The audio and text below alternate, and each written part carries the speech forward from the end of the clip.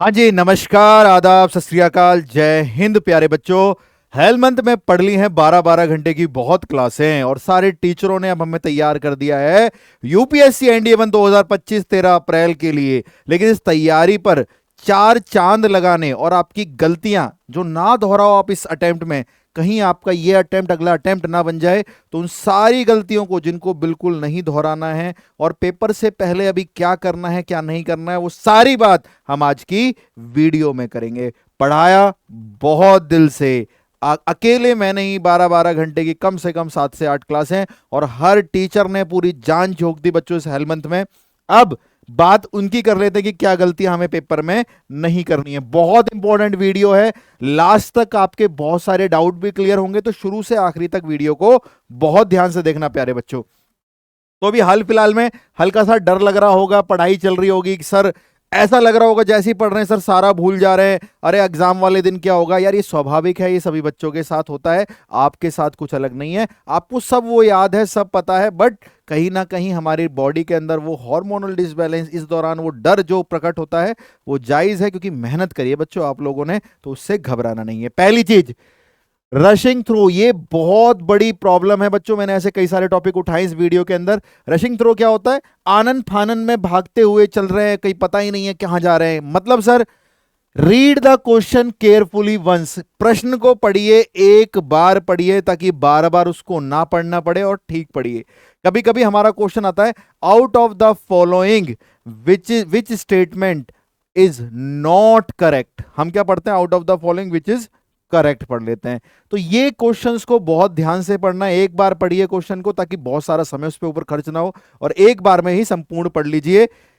One has to solve the same question 2 और 3 times. होता क्या है, क्वेश्चन ढंग से पढ़ा नहीं है, सॉल्व करने चले गए, बीच रास्ते में पता लगा अबे इसमें तो कुछ और पूछा था, फिर उसको काटा पीटा कर रहे हैं, फिर उसको दूसरी जगह सॉल्व कर रहे हैं। तो ये प्रॉब्लम क्यों हो रही है? क्वेश्चन को ढंग से पढ़िए, जो भी आपने सीखा उस सबको निचोड़ दीजिए उसके सॉल्यूशन के हल के लिए, और कोशिश करिए कि आपके वही स्टेप्स फॉलो हों जो रिक्वायर्ड हैं, और वो एक बार शांति से, बिल्कुल शांति दिमाग से क्वेश्चन पढ़ने में आपको पता लग जाएगा।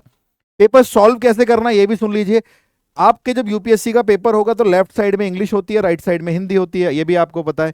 तो इंग्लिश वाले बच्चे अपने पेपर को जब सॉल्व कर रहे हैं तो वहीं साइड में घिचड़ पिचड़ करने लग जाते हैं। नहीं भाई, आपका राइट में हिंदी वाले पेज में भी कहीं कहीं पे स्पेस खाली है, तो इंग्लिश मीडियम वाले बच्चे हिंदी मीडियम पे सॉल्व कर लेना, हिंदी मीडियम वाले इंग्लिश मीडियम पे सॉल्व कर लेना। छोटी हैंड राइटिंग में सॉल्व करना है और स्पेस कम में सॉल्व करना है, क्योंकि बार बार आपको वो पेज जब भर जाएगा तो आपको मिलेगा नहीं सॉल्व करने के लिए pages.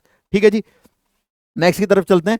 Taking too much pressure, अभी से ही कई बच्चों की धारणाएं बन जाती हैं कि अरे यार मेरा तो नहीं आने वाला। बच्चों मैं कह रहा हूं बहुत सारे बच्चे ऐसे होंगे जो कि लास्ट मिनट में गिव अप करेंगे कि यार रहने देता हूं, मैं तो अब एनडीए 2025 की तैयारी में लग जाता हूं, इस वाले में तो मेरी हालत खराब है। बच्चों ये सब नहीं सोचना है, पेपर सब बच्चों के लिए एक जैसा आने वाला है। यूपीएससी एक ऐसा एग्जाम है, हमारा डिफेंस सर्विसेज एक ऐसी सर्विसेज है जिसमें सबको इक्वल ट्रीटमेंट डाला जाता है। यहाँ पे ना कोई कोटा है ना कोई कुछ है, सबको एक तरीके से नापा तोला जाता है। तो इस एग्जाम के लिए बच्चों पेपर चाहे इजी आए या हार्ड आए, जैसे कि आप लोग जानते हैं अप्रैल के अटेम्प्ट सितंबर अटेम्प्ट से थोड़े अच्छे पेपर बनते हैं। पेपर अगर हार्ड आएगा तो भी जो आपने पढ़ा है उसका निचोड़ कर, जो जो आपके दायरे में आपके रेडार में, आप उसको करके आओगे। पेपर इजी आएगा, एक्साइटमेंट होगी, बाकी बच्चे भी ज्यादा करके आएंगे तो कट ऑफ राइज होगी। तो पेपर इजी और हार्ड आने से आपके सिलेक्शन को कोई दिक्कत वाली बात नहीं है। आपको बहुत ज्यादा प्रेशर लेने की जरूरत नहीं है, जो आपने पढ़ रखा है बहुत बढ़िया है, बहुत सुंदर है, उसी पे विश्वास करके आप देकर आइए। पेपर इजी होगा, कट ऑफ ऊपर जाएगा, पेपर हार्ड होगा, कट ऑफ नीचे जाएगा। तू सिलेक्शन वाला है तो तेरा सिलेक्शन हर हाल में होना है, तेरी मेहनत पर पूरे तरीके से सैल्यूट है। हमें प्रेशर नहीं लेना है, गड़बड़ कर देगा प्रेशर इस समय पर। ठीक है जी, अवॉइड सिली मिस्टेक्स, यार ये बहुत सारे बच्चों के साथ होती है, even the toppers are facing these types of problem. Silly mistakes, calculation mistakes, 3+5 को 18 लिख के आ गए, करना प्लस था कर दिया मल्टीप्लाई, डिवाइड में कुछ गलतियां कर दी, फंक्शंस ऑपरेट करते हुए कुछ गलतियां कर दी, नंबर ऑफ सॉल्यूशंस देखते हुए हमने देखा ही नहीं कि भैया साइन एक्स हमारा हाफ था, हम तो सिर्फ एक्स की वैल्यू पाई/6 लिख के आ गए, जबकि उसने पूछा था इसके टोटल सॉल्यूशन 0 से 2 पाई में कितने होंगे, जबकि साइन फर्स्ट और सेकंड दोनों में पॉजिटिव होता है। तो ऐसी छोटी छोटी गलतियां जिनसे आप लोग देखोगे कि पलट क्या हो गया, अबे यार 10 से 12 क्वेश्चंस मेरे गलत हो गए मैथ्स में ही। और ये 10 से 12 क्वेश्चंस का मतलब आप लोग भी जानते हो 25 नंबर, और 25 नंबर से ना ही आपका मैथ्स का पेपर आगे जाता, जबकि जीएटी का पेपर भी क्लियर कराता और आपको मेरिट में भी इन करता। Please avoid silly mistake. इनके होने का रीजन क्या है? आपका पेपर में फोकस ना होना, फोकस ना होने की वजह से तो आता है।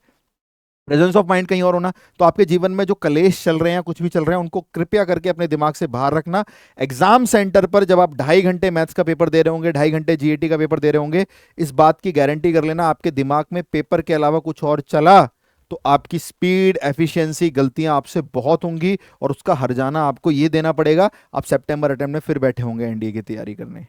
समझ रहे हो? तो अपने दिमाग में उतना ही रखिए जितना आपको सामने दिख रहा है, प्रेजेंट में जीना है। पेपर मिला, पेपर मिलना और पेपर लेने तक आपके दिमाग में 2.5 घंटे वो पेपर चलना चाहिए। आपको ये भी नहीं पता होना चाहिए उस क्लासरूम में कितने बच्चे थे, आपके आगे कौन बैठा था, आपके पीछे कौन बैठा था, इवन किसने आपको एमआर शीट दी है, कुछ नहीं पता होना चाहिए। आपका फोकस आपके पेपर में होना चाहिए, उसी के साथ आप अपनी स्पीड को भी गेयर अप कर पाएंगे। नेक्स्ट की तरफ चलते हैं। सिली मिस्टेक्स के साथ साथ हम लोग अगर आगे की तरफ चलें, पुअर टाइम मैनेजमेंट। यार ये बच्चे क्या करते हैं, शुरू शुरू में एकदम कूल होते हैं, एकदम सेंटर पे पहुंचे भाई, सेंटर फ्रेश वगैरह खा रहे, एकदम चिल मोड पे, ओ तेरा भाई ये वो आग लगा देंगे। पेपर में बैठे एकदम रिलैक्स हैं, आराम से, उन्हें लगा कि पेपर आता है, उनको इजी भी लग रहा है, तब भी चिल बैठे हैं कि 2.5 घंटे बहुत होते हैं, हम तो कर लेंगे। शुरू में बहुत ढीले पड़ जाते हैं, एकदम खराब पढ़ लेते हैं। 1 घंटे के अंदर करीबन करीबन 20 या 22 क्वेश्चन भी ढंग से अटेम्प्ट नहीं कर रहे हैं 1 घंटे के अंदर, और उस 20-22 में भी पता नहीं क्या क्या करके बैठे हैं।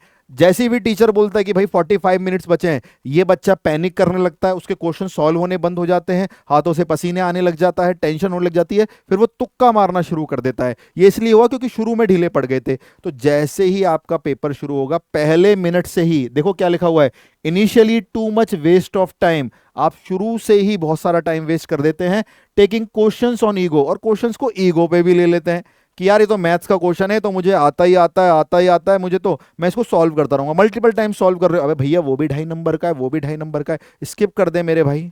क्योंकि इतना तो आप लोगों ने पढ़ लिया है कि प्रश्न देख के पता लग जाएगा, क्वेश्चन देख के पता लग जाएगा ये होने वाला है या नहीं होने वाला। आई बात समझ में?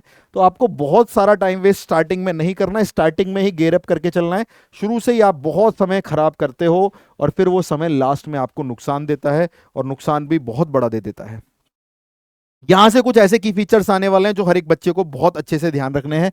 Focus and speedy approach. अब मान लीजिए आप लोग पेपर में बैठ गए, इन सब बातों का पालन आपको अब करना है। जब आप पेपर में बैठ गए मतलब अब आपका पेपर शुरू हो गया है, पहली चीज सुनेंगे आप, you have to speed up the paper along from the first minute itself.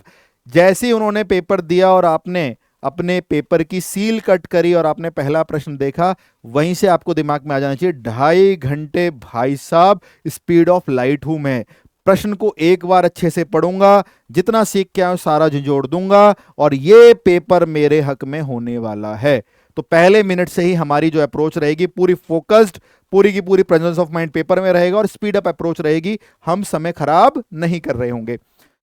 Definition वाले क्वेश्चंस, रिजल्ट्स वाले questions, value based questions, maths में काफी सारे क्वेश्चंस आपको देखने को मिलेंगे यार। 120 क्वेश्चंस कम नहीं होते। तो आपके मैथ्स के अंदर डेफिनेशन वाले क्वेश्चन, रिजल्ट बेस्ड क्वेश्चन और वैल्यू बेस्ड क्वेश्चन जब पेपर में आएंगे, दीज आर स्कोरिंग, और ये समय लेते ही नहीं है। आप इनको देखने मात्र से टिक कर सकते हैं। पूरा का पूरा पेपर इनसे नहीं बनता, लेकिन इतना पेपर जरूर बनता है कि जो आपके रिजल्ट और आपकी रैंक दोनों में बहुत इंपॉर्टेंट है। तो ऐसे क्वेश्चनों को जल्दी से उड़ाओ, इनमें समय खराब मत करो। अगर साइन 18 डिग्री की वैल्यू पूछिए तो भाई साइन 18 डिग्री की वैल्यू बता दो। मॉडुलस साइन एक्स का एरिया पूछा 0 से 8 पाई में, तो उसका एरिया बता दो।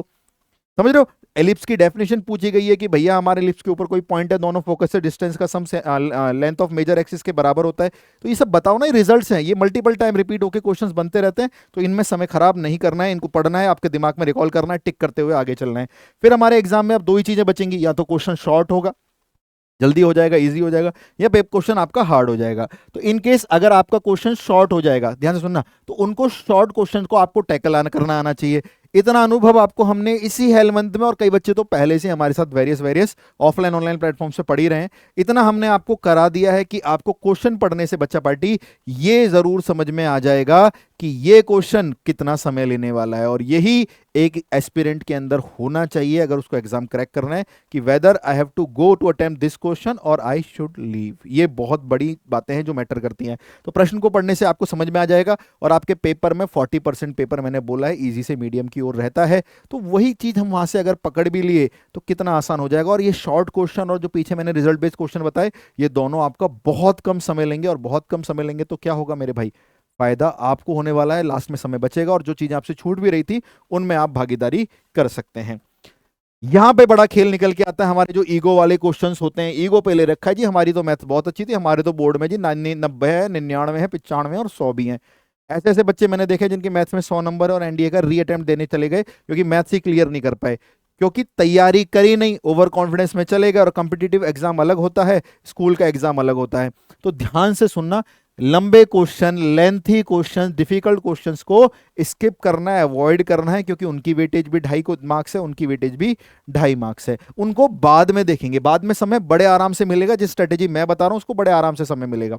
अगर मैं 2024 की बात करूं बच्चों, या 23 की भी बात कर लूं, स्टैटिस्टिक्स स्कोरिंग चैप्टर है, प्रोबेबिलिटी स्कोरिंग चैप्टर है, लेकिन जब हम इनके क्वेश्चंस को अभी हाल फिलहाल में देख रहे हैं तो 70% क्वेश्चंस इनके टाइम टेकिंग आ रहे हैं। अगर इनिशियली हम लोग, मान लीजिए मेरे पहले 1 घंटे में ही मैं प्रोबेबिलिटी के पास चला गया, स्टैटिस्टिक्स के पास चला गया, सॉल्व करने लग गया, और मैंने पलट के देखा 1 घंटे में भाई मैंने करीबन करीबन 14 क्वेश्चन ट्राई करे या 15 ट्राई करे, एक तो अटेम्प्ट कम है, ऊपर से मेरे से उनमें से यार 8-9 ही हो पाए और मेरा पूरा टाइम वेस्ट हो गया, मेरा कॉन्फिडेंस डाउन हो गया है।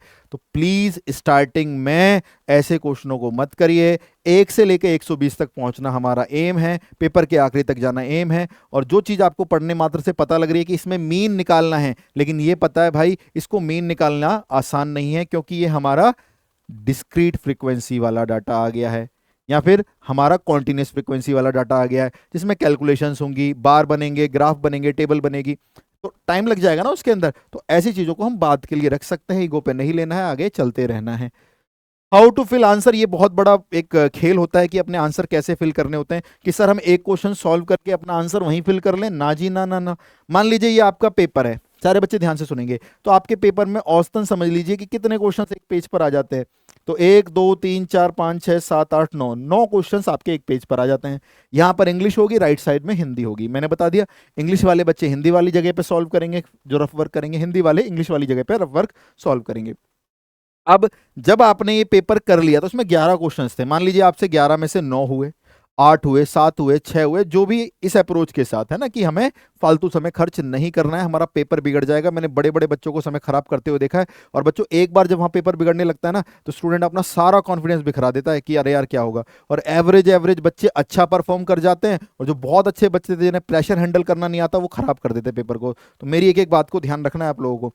तो आपके जैसे 11 में से 9 क्वेश्चन हुए, 8 हुए, जब ये पूरे क्वेश्चन कर लोगे, उसके नीचे टिक लगा दोगे, उसके बाद आपको उनको ओएमआर शीट में ब्लैक बॉल पॉइंट से फिल कर लेना है। क्योंकि लास्ट में 120 क्वेश्चन भरने से मैंने बहुत सारे बच्चों को देखा है 60 का आंसर 61 में भर दिया, उसके बाद लाइन चली गई, पता लगा 98 पे जाके अबे मैंने तो एक आगे शिफ्ट करके सारे गलत भर दिए। कोई नहीं सुनेगा आपकी कि ओएमआर आपकी गलत हो गई है, आपका अटेम्प्ट खराब हो जाएगा। तो 9-10 क्वेश्चन सॉल्व करते रहो, 9-10 का मतलब एक पेज के क्वेश्चन सॉल्व करते रहो और उसके ओएमआर फिल करते रहो। प्रेशर भी रिलीज होता रहेगा, दिमाग में भी चलता रहेगा कि भैया 45 क्वेश्चन के आसपास मैं ट्राई कर चुका हूं, जिसमें से मैं करीबन करीबन 32 या 29 क्वेश्चन को अपने इसमें ओएमआर में फेल कर चुका हूं, और वो सेम क्वेश्चन के सामने सेम ब्लैक पॉइंट से मैंने ओवल कर रखा है, उसको पूरा डार्क कर रखा है। तो ये अप्रोच जरूर ध्यान रखना।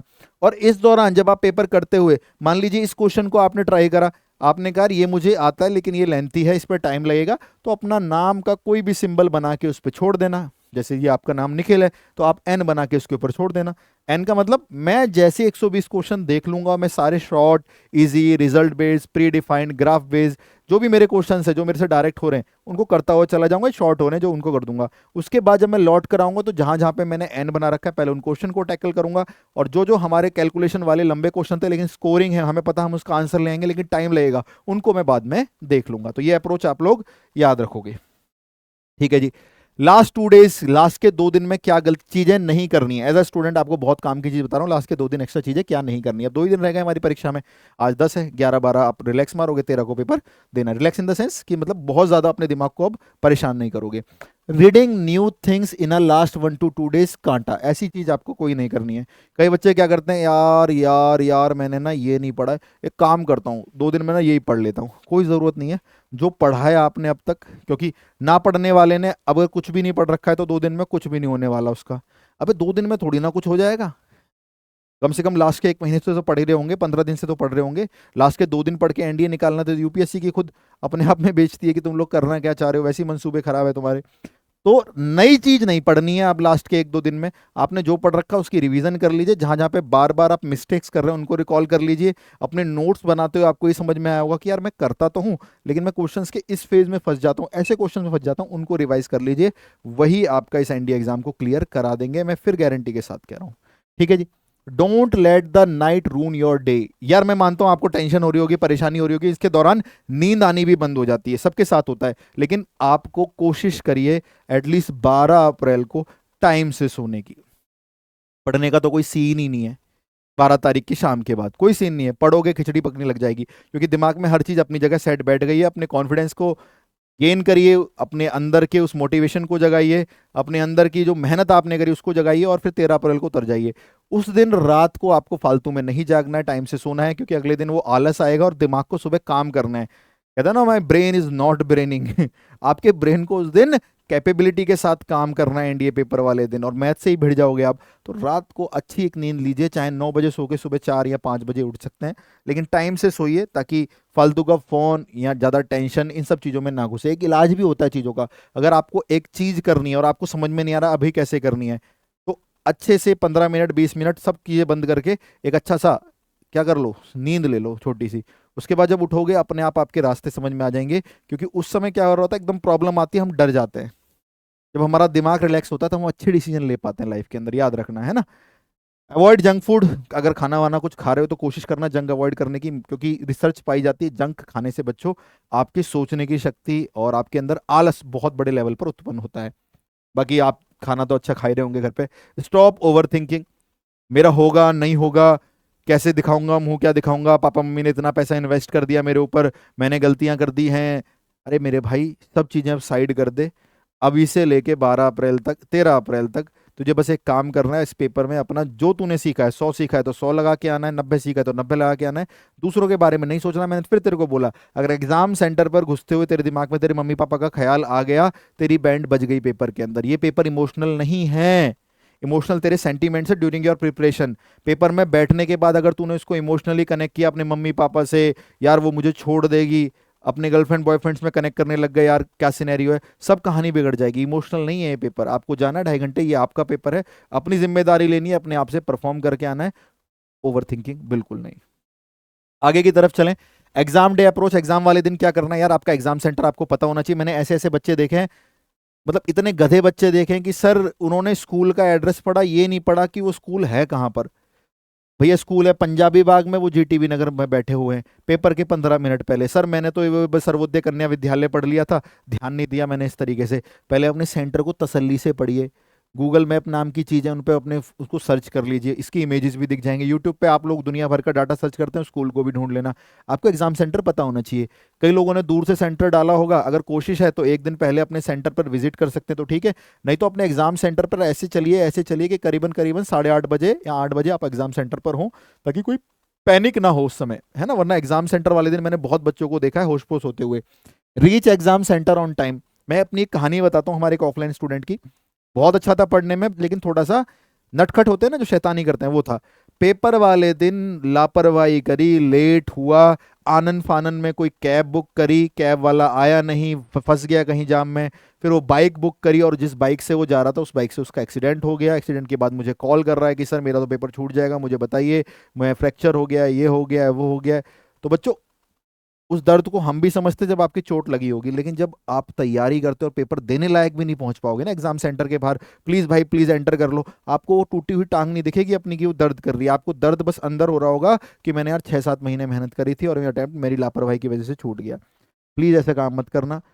कोई ना कोई बच्चा कर देता है। अगर मेरी वीडियो उस तक पहुंच रही है भाई, थोड़ी सी जिम्मेदारी के साथ अपने पेपर वाले दिन अपने आप को दिखाना, और एक दिन पहले अपने सारे डॉक्यूमेंट रख लेना। 13 तारीख को नहीं सुबह उठ के परेशान कर रहे हो अपने मम्मी पापा को, मेरा वहां कहाँ रखा है, मेरा यहाँ क्या रखा है। कोई सिंपल सिंपल सी यूनिफॉर्म पहनना, ऊपर टी शर्ट डाल लेना, नीचे लोअर डाल लेना, क्योंकि 2.5-5 घंटे के पेपर होंगे। बाकी अगर आप कंफर्टेबल हो जीन्स या पैंट में, आपके ऊपर है। इस तरीके से आप पेपर दे सकते हो। स्लीपर थोड़ा बढ़िया रहेगा, क्योंकि गर्मी भैया बहुत ज़्यादा गर्मी हो रही है।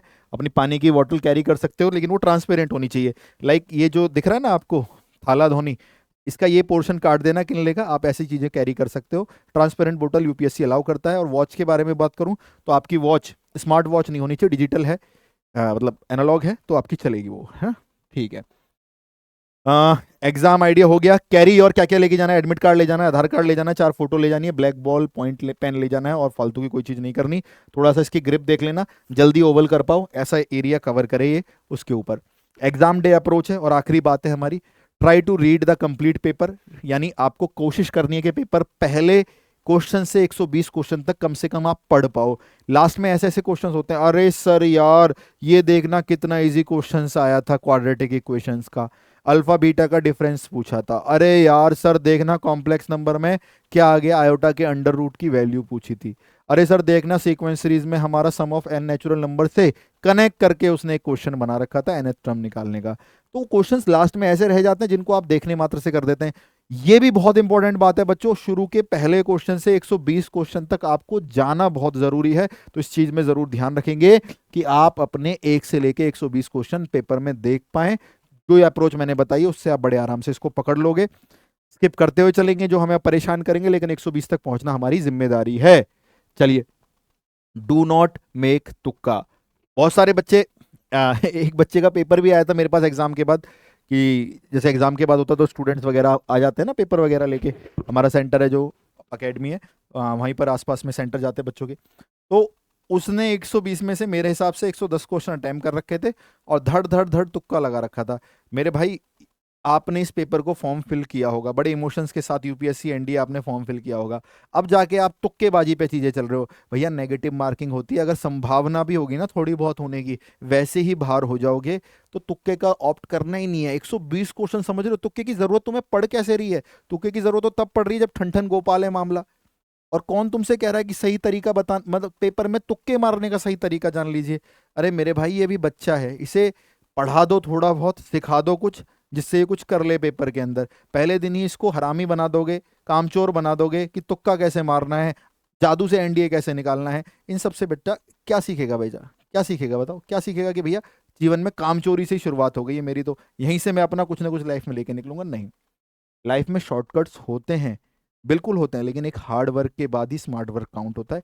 एक बार तो भाई साहब कंधों के ऊपर आपको ट्रेन खींचनी पड़ेगी, फिर बात की बात है कि आपके हिस्से में क्या आएगा। तो तुक्के पर नहीं जाना है। तो आज की वीडियो में मैंने आपको सब कुछ बता दिया है, क्या आपको करना है क्या नहीं करना है। अदरवाइज ये सारे टॉपर्स की स्ट्रेटेजी है जो मैंने आपके सामने अभी शेयर करी, उन्होंने कैसे करके पेपर को अटेम्प्ट किया और वो क्या चीजें पेपर से 1-2 दिन पहले नहीं करते थे और पेपर के दौरान क्या करना चाहिए। इस वीडियो से आशा करता हूं कि आपके बहुत सारे डाउट्स को सॉल्व किया होगा। और अगर सीरियसली एनडीए को बहुत कुछ मानते हो, इस पेपर को कुछ दिल से भी ज्यादा, है ना, कहते हैं ना हम भगवान की पूजा करते हैं, उतना ही दर्जा देते हो, तो आप मेरी ये सारी बातें इस वीडियो में जो बताइए उसको मानोगे और कमेंट में एनडीए लिखकर, दिल दिखाकर आपने क्या ऐसी गलतियां करते थे वो जरूर मुझे बताओगे, और किस वीडियो से क्या सीख रहे हो ये जरूर बताओगे कमेंट्स में। मैं आपका वेट करूंगा। तब तक के लिए पढ़ते रहिए, मेहनत करिए, खूब नाम रोशन करिए, अपने माता पिता का खूब नाम कमाइए। This side your coach Neeraj Singh best life signing off. शौर्यम दक्षम युधे बलिदान परम धर्म। जय हिंद।